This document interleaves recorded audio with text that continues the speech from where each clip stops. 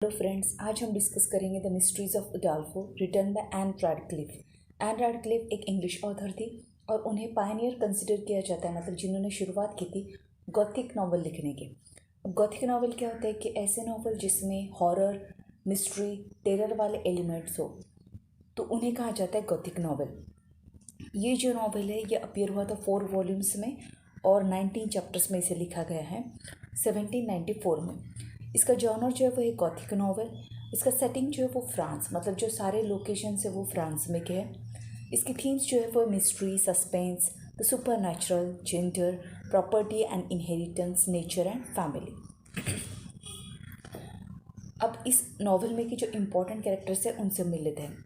जैसे कि इस नावल का टाइटल सजेस्ट कर रहा है, द मिस्ट्रीज ऑफ उडाल्फो। उडाल्फो एक कासल का नाम है, एक बड़े से कंट्री हाउस का नाम है, तो उससे रिलेटेड जो मिस्ट्रीज़ है वो हमें इसमें रिवील होगी।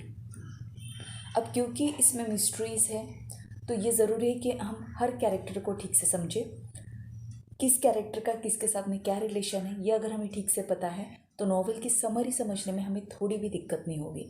So let's begin, let's meet the important characters in the novel.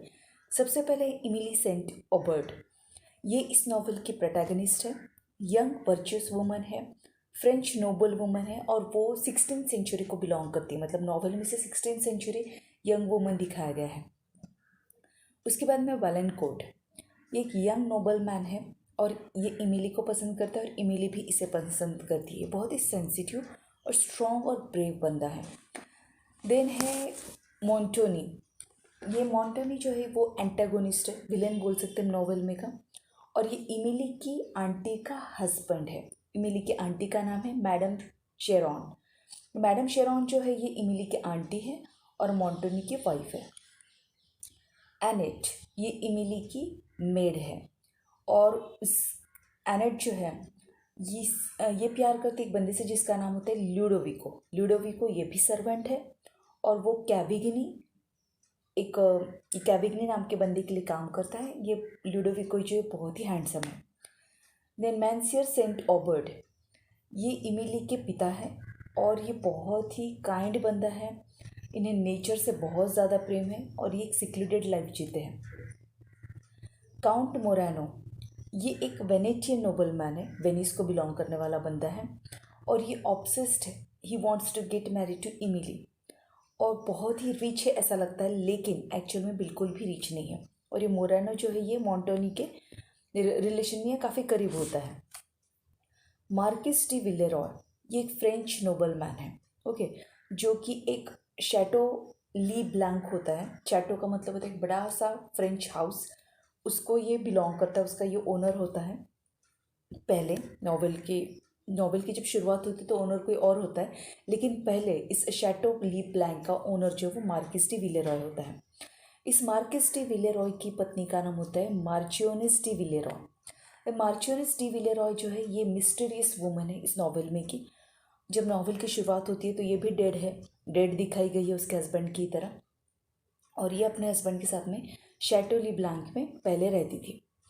और ऐसा माना जाता है कि शैटो ली ब्लैंक जो है ये हॉन्टेड है और इसको हॉन्टेड करने वाली, मतलब वहाँ पे की भूत हम कह सकते हैं, वो मार्चियोनेस डी विलेरॉय है, ऐसे माना जाता है। देन है सिग्नोना लॉरेंटिनी, जिसे नॉवल में बाद में सिस्टर एग्निस भी कहा जाता है क्योंकि ये कन्वर्ट हो जाती है नन में। तो सिग्नोरा लॉरेंटिनी, ये सिस्टर एग्निस जिसे हम कह सकते हैं, ये अगेन एक इटालियन नोबल वुमन है और ये मार्किस डी विलेरॉय को पसंद करती है। मतलब सिग्नोरा लॉरेंटिनी ये मार्किस डी विलेरॉय की बिलेवेड है और मार्चियोनेस डी विलेरॉय ये मार्किस डी विलेरॉय की वाइफ है। अब काउंट एंड काउंटेस डी विलफोर्ड, ये एक कपल है जो कि उस शैटो ली ब्लैंक को बाद में खरीद लेते हैं, जो कि कभी मार्किस डी विलेरॉय और मार्चियोनेस डी विलेरॉय का हुआ करता था। काउंटेस डी विलफोर्ड के 2 बच्चे हैं, एक तो हेनरी और दूसरा है ब्लांच। देन ड्यूमॉन्ट, ये एक प्रिजनर है, फ्रेंच मैन है और ये उसी जगह से बिलोंग करता है जहाँ पे इमिली रहती है। इमिली को पसंद करता है और इमिली का पीछा करते हुए ये वहाँ पहुँच जाता है जहाँ इमिली को कैद किया जाता है, ओके। अब अगर आपको ये कैरेक्टर्स और उनके एक दूसरे के साथ में रिलेशन समझ गए तो आपको स्टोरी डेफिनेटली समझेगी। तो लेट्स बिगिन द समरी। अब इमिली सेंट ऑबर्ट जो है, जैसे मैंने आपको कहा कि 16th सेंचुरी को बिलोंग करने वाली एक यंग नोबल वुमन है। ये अपनी फैमिली के साथ में, जो कि बहुत ही लविंग फैमिली होती है, उनके साथ में एक सिक्लूडेड और मॉडेस्ट स्टेट में, मतलब एक ऐसी जगह जो बहुत ही सिंपल है, भीड़ भाड़ से दूर है, ऐसी जगह ला वैली जिसका नाम होता है, वहाँ पे रहती है। ये ला वैली नाम की जगह रहती है गैस्कोनी में, जो कि साउथ वेस्टर्न पार्ट है फ्रांस का। सब कुछ अच्छा चल रहा होता है। इमिली के पिता जो होते हैं मिस्टर ऑबर्ट, वो अपनी बेटी को एक वेल राउंडेड एजुकेशन देते हैं और उसे सिखाते हैं कि नेचर को अप्रिशिएट कैसा किया जाता है। तो इमिली जो बहुत ही शार्प होती है, वो अपने पिता की सारी अच्छी क्वालिटीज़ को ग्रास्प कर लेती है। सब कुछ अच्छा चल रहा होता है, लेकिन अचानक से एक दिन इमिली के माँ की डेथ हो जाती है, जिसके बाद में सब कुछ बिखर जाता है। उसके पिता और इमिली दोनों गम में डूब जाते हैं। इमिली के पिता जो होते हैं उन्हें कुछ हेल्थ इश्यूज़ होते हैं, और इमिली की माँ के डेथ के बाद में वो और भी ज़्यादा उनकी हेल्थ जो वो डेटीरियोरेट होने लगती है, गिरने लगती है। तो वो दोनों डिसाइड करते हैं कि वो एक ट्रिप लेंगे। अब वो ये ट्रिप ले रहे होते हैं लॉन्ग डॉक की तरफ। लॉन्ग डॉक ये एक जगह है जो कि अगेन फ्रांस में ही है। तो ये जर्नी जो होती है बहुत ही खूबसूरत होती है, लेकिन बहुत ही ख़तरनाक होती है। और ये पिरेनीज पहाड़ों से होते हुए मेडिटेरियन कोस्ट की तरफ बढ़ते हैं, क्योंकि उन्हें लॉन्ग डॉक जाना होता है। अब जर्नी में इनकी मुलाकात होती है वैलेंकोट नाम के बंदे से, और वो साथ में जर्नी करने लगते हैं, वैलेंकोट, इमिली और उसके पिता। अब साथ में जर्नी करते वक्त ये वैलेंकोट जो वो इमिली को पसंद करता है, और इमिली भी कहीं ना कहीं वैलेंकोट की तरफ अट्रैक्ट होती है। अब साथ में ट्रैवल करते वक्त ये एक जगह पहुंचते हैं जिसका नाम होता है टाउन ऑफ आर्ल्स। आर्ल्स नाम की जगह पर ये पहुंचते हैं, जहाँ से वैलेंकोट जो वो इन दोनों से अलग हो जाता है। अब वैलेंकोट के जाने के बाद में मैंसियोर सेंट ऑबर्ट, मतलब जो इमिली के पिता होते हैं, वो अचानक से बहुत ज़्यादा बीमार पड़ जाते हैं। उनको आराम मिले इसके लिए इमिली सजेस्ट करती है कि वो एक शैटो जो कि पास में होता है वहाँ पे जाके रहे, लेकिन वो देखती है कि वो शैटो जो है वो अबैंडन्ड है, मतलब अभी वहाँ पर कोई रह नहीं रहा है। तो वो डिसाइड करते हैं कि एक लोकल फार्मर होता है उस जगह का, वहाँ पर जाकर ये लोग उसके घर में कुछ दिन रहते हैं। कुछ दिन वहाँ रहने के बाद में ही इमिली के पिता की डेथ हो जाती है। मरने से पहले वो अपनी बेटी इमिली से कहते हैं, उसे बताते इंस्ट्रक्शंस देते हैं कि कुछ मेरे कागजात हैं, उन्हें तुम्हें जलाना है, लेकिन तुम्हें पढ़ना नहीं कि उनमें क्या लिखा है। इमिली वैसा ही करती है, लेकिन पेपर्स जलाते वक्त उसकी नज़र जो है उसके कंटेंट्स पर, उन पेपर्स में क्या लिखा है उस पर पड़ती है। उसको देखने के बाद में वो कन्फ्यूज़ भी हो जाती है और डर भी जाती है। साथ ही में उसे एक स्मॉल मिनिएचर चीज़ मिलती, छोटा सा फ़ोटो एक मिलता है उसे, जिसे देखने के बाद में उसे एक यंग वुमन का फ़ोटो होता है। वो मिस्टीरियस वुमन होती है, क्योंकि उसे नहीं पता होता है कि वो कौन है, उसकी आइडेंटिटी इमिली को नहीं पता होती है। लेकिन उस औरत को किस करते हुए, मतलब इमिली के पिता ने कभी उस औरत को किस किया था, और ये इमिली ने देख लिया था, लेकिन इमिली के पिता को ये बात नहीं पता थी कि इमिली उन्हें देख रही है। तो इमिली को लगता है कि शायद उसके पिता का इस औरत के साथ में अफेयर रहा होगा। इसके बाद में खैर इमिली जो है वो वापस अपने घर ला वैली आ जाती है, जहाँ पर वैलेंकोट भी उसका पीछा करता है और उसे उसके साथ में फ्लर्ट करने की कोशिश करता है, उसे मनाने की कोशिश करता है। इधर इमिली की आंट वहाँ पे आ जाती है, क्योंकि इमिली की फैमिली और कोई जिंदा नहीं होता है तो रिलेटिव्स में। तो इमिली की आंट जो होती है मैडम शेरन, वो वहाँ पर आ जाती है और उसका गार्डियनशिप ले लेती है, मतलब now she is going to look after Emily. तो वो जो होती है इमिली की आंटी मैडम शेरन, उसे ये बिल्कुल पसंद नहीं आता है कि इमिली वैलेंकोट के साथ में इन्वॉल्व हो, और वो इस मैच के अपोज में होती है। और वो इमिली को लेकर अपने घर चली जाती है टूलूज़ में। ओके, इसका प्रोनाउंसिएशन टूलूज़ है। अपने घर लेके आती है टूलूज़ में। वो इमिली को इल ट्रीट करती है। इमिली के आने के बाद में उसके आंटी के घर पे जो विजिटर्स होते हैं, frequent visitors, Italian frequent visitors, वो होते हैं मोंटोनी और कैवेनी। ओके, तो ये दोनों इटालियन मेन जो है वो अक्सर इमिली के आंटी के घर आते हैं। अब आंट का ओपिनियन जो है वो वैलेंकोट के लिए धीरे धीरे बदल जाता है, और उसके बाद में कुछ समय के लिए वैलेंकोट और इमिली जो है वो एक दूसरे के साथ में एंगेज रहते हैं। लेकिन अचानक से मैडम शेरन मोंटोनी के साथ में शादी कर लेती है, और वो इटली जाके सेटल होने का डिसाइड करते हैं, जिसके बाद में इमिली और वैलेंकोट का रिलेशनशिप जो है वो ब्रेक हो जाता है। अब मोंटोनी जो है वो वेनिस जाने के बाद में कोशिश करता है कि इमिली की शादी जो है वो किसी और बंदे के साथ में हो जाए।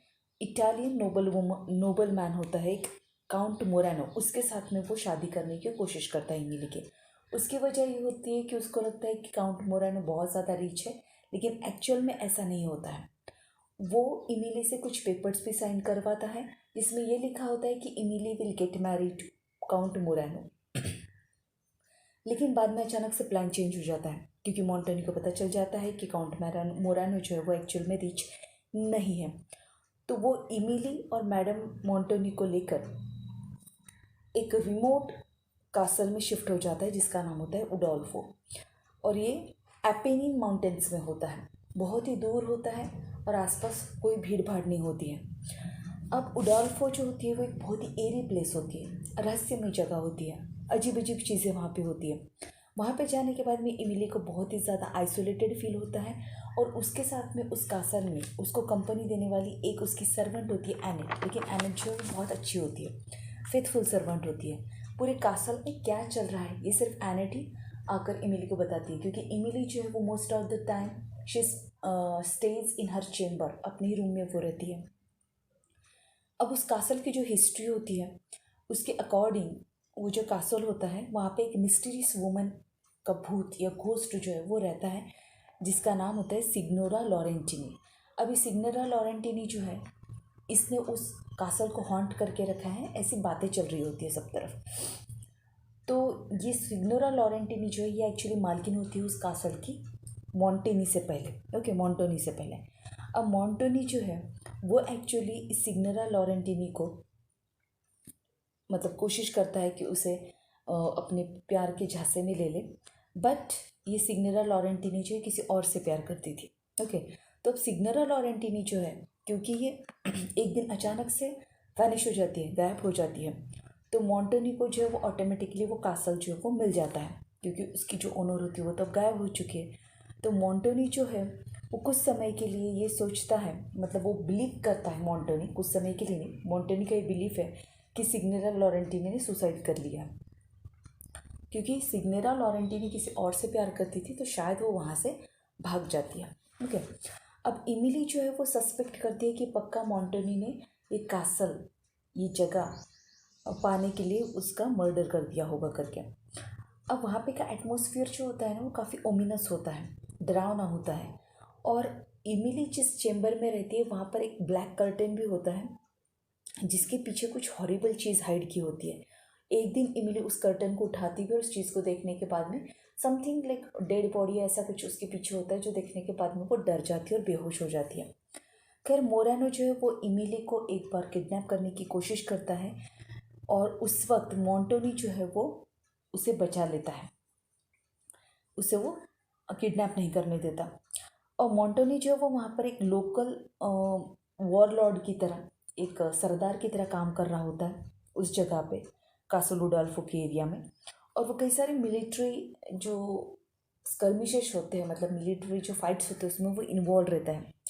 तो मोंटोनी जो है वो एक्चुअली इमिली की जो आंट है, मोंटोनी और इमिली की आंट का रिलेशनशिप जो है वो काफ़ी तनावपूर्ण हो जाता है। इसके बाद में इमिली की आंटी जो है वो इमिली की तरफ एक्चुअली धीरे धीरे उसका झुकाव होता है, मतलब उसके साथ में वो अच्छा बिहेव करने लगती है।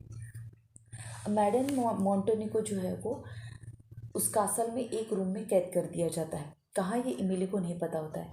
इमिली काफ़ी दिनों तक अपने आंटी से नहीं मिलती तो उसे लगता है कि पक्का मोंटोनी ने उसका भी मर्डर कर दिया है। अब मैडम मोंटोनी जो वो एक्चुअली उसकी डेथ हो जाती है उस इम्प्रिजनमेंट में जहाँ पर वो कैद रहती है, लेकिन मरने से पहले वो अपनी सारी प्रॉपर्टी जो वो इमिली को दे देती है। अब इमिली पूरे कासल में जो वो अनप्रोटेक्टेड फील करने लगती है, असुरक्षित फील करने लगती है, और इमिली के ऊपर लगातार दबाव बनाया जाता है मोंटोनी की तरफ से कि वो अपनी सारी जो पैटर्नल प्रॉपर्टी है, मतलब फ्रांस में की जो उसकी प्रॉपर्टी होती है उसके पिता से जो उसे मिली है वो, और उसके आंटी से मिली जो प्रॉपर्टी है वो सारी वो इसके नाम पे कर दे, मोंटोनी के नाम पे। अब वहाँ पर जो है उस कासल में उडाल्फो में एक प्रिजनर होता है जिसका नाम होता है ड्यूमॉन्ट। ये एक्चुअली इमिली को पसंद करता है और उस जहाँ इमिली का घर होता है ला वैली में, वहाँ से उसे फॉलो करते वो यहाँ पर आता है, और उसे एक्चुअली जो है वहाँ पे कैद कर दिया जाता है कासल ऑफ उडाल्फो में। तो एक दिन ये ड्यूमॉन्ट क्या करता है कि इमिली, एनेट और लुडोवियो और एनेट ने सामने मैंने आपको बताया कि इन दोनों के बीच में रिलेशनशिप होता है। लुडोवियो ये भी एक सर्वेंट होता है जो बहुत हैंडसम होता है। तो इन तीनों को भगाने में वहाँ से मदद करता है। अभी तीनों वापस चारों जो वापस चले जाते हैं फ्रांस। अब ये जो चारों हैं ये सेल करते हैं, मतलब शिप से जाते हैं इटली से फ्रांस तक।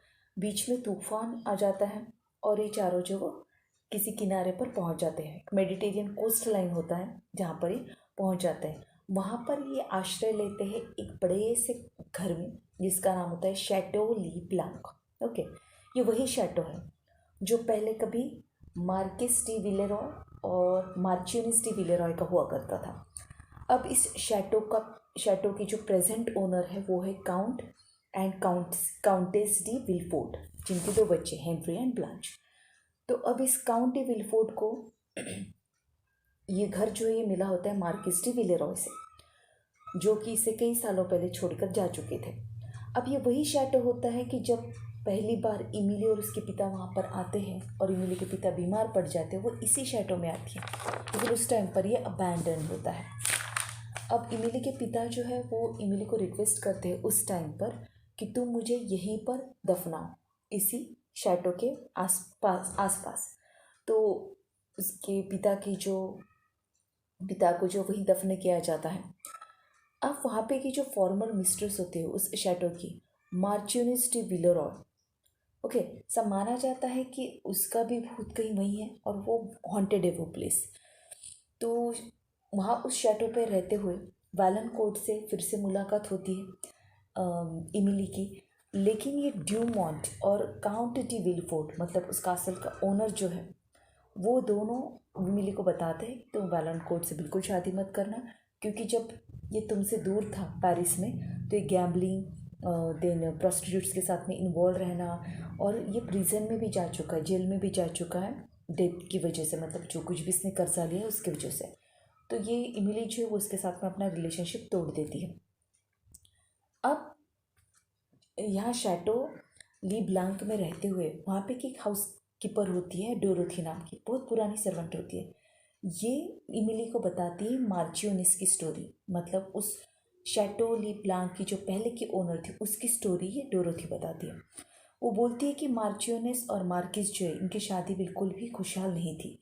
मार्चियोनिस जो है वो एक्चुअली मार्किस से शादी नहीं करना चाहती थी, लेकिन शादी होने के बाद में मार्चियोनिस जो वो बहुत ही फेथफुल वाइफ होती है, बहुत अच्छे से संभालती है घर को, और वो कभी नहीं जताती कि वो नाखुश है करके। लेकिन एक दिन मार्चियोनिस की डेथ जो वो सस्पिशियसली हो जाती है, संदिग्ध रूप से हो जाती है, और डोरोथी को शक है कि उसे पॉइजन दिया गया था।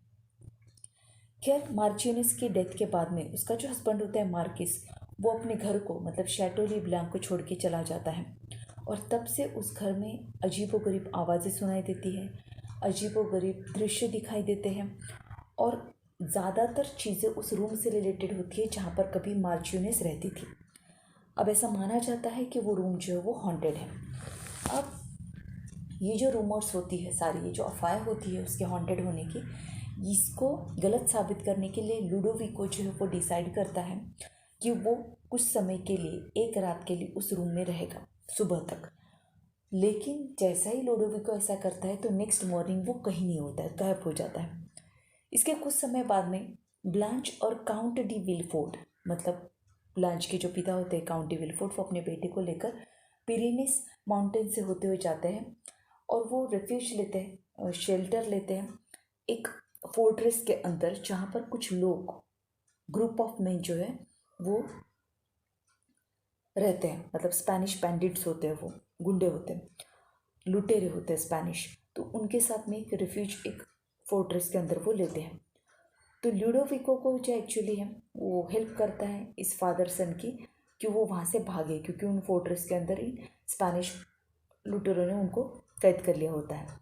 तो इसके बाद में जो है वो हॉन्टेड रूम की जो मिस्ट्री है वो एक्सप्लेन करता है लुडोविको, क्योंकि लुडोविको तो गायब हो चुका था।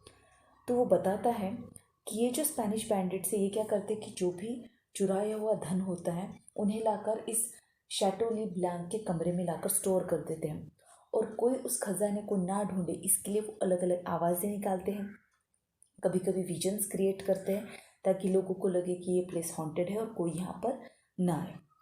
खैर, इसी लुडोविको ने, क्योंकि वहाँ पर एक रात बिताई होती है और वो उनका राज जान चुका होता है, तो वो लुडोविको को किडनैप कर लेते हैं। इसके बाद में इमिली जो है वो एक कॉन्वेंट को विजिट करती है, कॉन्वेंट ऑफ सेंट क्लेयर को, जहाँ पर उसकी मुलाकात होती है सिस्टर एग्नेस से। ये सिस्टर एग्नेस जो ये डेथ बेड पर होती है और बहुत ही स्ट्रेंजली वो बिहेव कर रही होती है उस टाइम पर। ये सिस्टर एग्नेस जो है वो अपनी स्टोरी बताना शुरू करती है। वो एक्चुअल में सिग्नोरा लॉरेंटिनी थी पहले, बाद में वो सिस्टर एग्नेस बन जाती है। वो बताती है कि कैसे जब वो इटली में रहती थी तो उसे एक मार्किस डी विलेरॉय नाम के बंदे से प्यार हो जाता है, लेकिन मार्किस डी विलेरॉय किसी और से शादी कर लेता है और उससे शादी करने से मना कर देता है, जिसके बाद में मार्किस जो है उसकी शादी हो जाती है मार्चियनस से। अब ये जो मार्किस से इसकी शादी हो चुकी है मार्चियनस से, लेकिन लॉरेंटिनी जो वो मार्किस को नहीं भूल पाती, तो वो वापस इटली से फ्रांस चली जाती है। अभी जो मार्किस है इसको ये उकसाती है लॉरेंटिनी कि तुम अपनी वाइफ का मर्डर कर दो, क्योंकि मार्किस और मार्चियनस का मैरिज बिल्कुल भी हैप्पी नहीं होता है। तो मार्किस जो है वो लॉरेंटिनी के उकसाने पर मार्चियनस का मर्डर कर देता है, उसे पॉइजन दे देता है। अभी लॉरेंटिनी जो है वो रहती थी कास्टल ऑफ उडोल्फो में। ओके, तो वो वहाँ पे मॉन्टेनी के साथ में रहती थी, क्योंकि मॉन्टेनी जो वो लॉरेंटिनी के काफ़ी पीछे पड़ा हुआ था। तो लॉरेंटिनी जो है वो अचानक से गायब हो जाती है कासल से, क्योंकि वो मार्किस के पास में आ जाती है। तो इधर मार्किस से रीयूनाइट होने के बाद में वो मार्चिनस का मर्डर कर देते हैं उसे पॉइजन देकर। लेकिन उसका मर्डर करने के बाद में मार्किस जो है उसे बिल्कुल भी अच्छा नहीं लगता। उसका गिल्ट जो है उसे अंदर ही अंदर खाते रहता है, जिसके चलते मार्किस जो है वो सब कुछ छोड़कर, उस शैटो को छोड़कर वहाँ से चला जाता है। कौन सा शैटो? शैटो ली ब्लांक, जो भी फिलहाल में काउंट डी विलफोर्ट का है। और सिग्नेरा लॉरेंटिनी जो है वो सिस्टर एग्नेस बन जाती है। अब यहाँ पर और एक सीक्रेट जो है वो रिवील होता है। मार्चियनस जो है वो सिस्टर ऑफ मैंसियर सेंट ऑबर्ट, मतलब इमिली के पिता की बहन थी मार्चियनस। और इसीलिए उसके पिता जो है वो उसे इंसिस्ट करते हैं कि उसकी डेथ के बाद में, उनकी डेथ के बाद में, क्योंकि जब वो बीमार पड़ जाते हैं तो इमिली को इंसिस्ट करते हैं कि वो उसे यहीं पर दफनाए, क्योंकि वो उसी जगह पर होते हैं। शैटो ली ब्लैंक में जब वो पहुंचते हैं तो वो अबैंडन होता है, वहाँ पे कोई होता नहीं है, इसलिए वो लोकल फार्मर के यहाँ रुकते हैं। लेकिन उनके डेथ के बाद में उन्हें शैटो ली ब्लैंक के पास में ही बरी किया जाता है। अब सिस्टर एग्निस को जो वो अपने, उसने जो अपराध किए होते हैं, जिसका मर्डर करवाया होता है, एक मैरिज को उसने तोड़वाया होता है, तो इसके लिए वो अपने क्राइम्स का प्रायश्चित करने के लिए सिस्टर बन जाती है और मरने से पहले वो अपनी सारी प्रॉपर्टी इमिली के नाम पे छोड़ जाती है। क्योंकि इमिली और मार्चिनस के फेस में ना काफ़ी सिमिलैरिटी होती है। जब सिस्टर एग्नेस इमिली को देखती है तो वो समझ जाती है कि वो मार्चिनस की रिलेटिव है करके। अब इमिली जो वो एक्सट्रीम जल्दी हो जाती है, क्योंकि उसे उसके पापा की भी प्रॉपर्टी मिल जाती है, इधर मार्चियनस की भी प्रॉपर्टी, मतलब एग्निस की भी प्रॉपर्टी मिल जाती है, उधर उसकी आंटी ने, मैडम शेरॉन ने जो उसके लिए प्रॉपर्टी छोड़ी थी, मतलब तीनों तरफ से उसे प्रॉपर्टी मिल जाती है। और इसी वक्त ड्यूमॉन्ट जो है, फ्रेंड ऑफ ड्यूमॉन्ट, रिवील्स कि जो प्रिजनर था उस कासल में, उडाल्फो में, उस प्रिजनर का एक दोस्त होता है, ड्यूमॉन्ट का एक दोस्त, वो इस इमिली को आकर बताता है कि वेलेनकोर्ट के बारे में जो भी यहाँ पर बातें की गई कि वो गैम्बलिंग करता था, वो डेप्ट में था वगैरह वगैरह, तो ये थोड़ी चीज़ें एग्जाजरेट करके बताई गई है। वो इतना भी बुरा वहाँ पे नहीं था और वो सुधर भी चुका है। तो इसके बाद में इमिली और वेलेनकोर्ट जो है वो एक दूसरे से शादी कर लेते हैं और वो ला वैली में, जो कि इमिली का घर है, वहाँ पे जाके खुशी खुशी रहने लगते हैं। अब ये जो द कासल ऑफ उडाल्फो है वो उस फ्रेंच कपल के पास में रहता है, जिन्होंने वेलेनकोर्ट का रेपुटेशन जो है वो कहीं ना कहीं रिस्टोर करने में मदद की होती है। तो इस तरीके से ये नॉवेल जो है वो एंड होता है। अभी द कासल ऑफ उडाल्फो जो है, इससे रिलेटेड मिस्ट्री ये थी कि लॉरेंटिनी इसमें की मिस्ट्रीज क्या थी वो मैं एक बार रिपीट करना चाहूँगी ताकि कोई कन्फ्यूजन न रहे। कासल ऑफ उडाल्फो से रिलेटेड मिस्ट्री ये थी कि वहाँ पे की जो ओनर थी, प्रीवियस ओनर मोंटोनी की पहले की लॉरेंटिनी, वो मर चुकी है, उसने सुसाइड कर लिया है और उसका भूत वहाँ पर रहता है। लेकिन ऐसा नहीं होता है, ये सारी अफवाह होती है क्योंकि लॉरेंटिनी की तो डेथ ही नहीं होती है, वो तो कन्वर्ट हो जाती है एज अ सिस्टर एग्नेस और एक कॉन्वेंट में रहती है सेंट क्लेयर में। देन दूसरी मिस्ट्री ये होती है कि ला ब्लैंक में, जहाँ पे मिस्ट्री ऑफ ला ब्लैंक ये होती है कि वहाँ पर मार्चियनिस का भूत है ऐसे समझा जाता है। और वहाँ पे की जो मेड होती है डोरोथी, जो कि नाम मैंने लिखा लेकिन उसका इंट्रोडक्शन आपको नहीं दिया था, डोरोथी जो है वो स्टोरी बताती है सारी।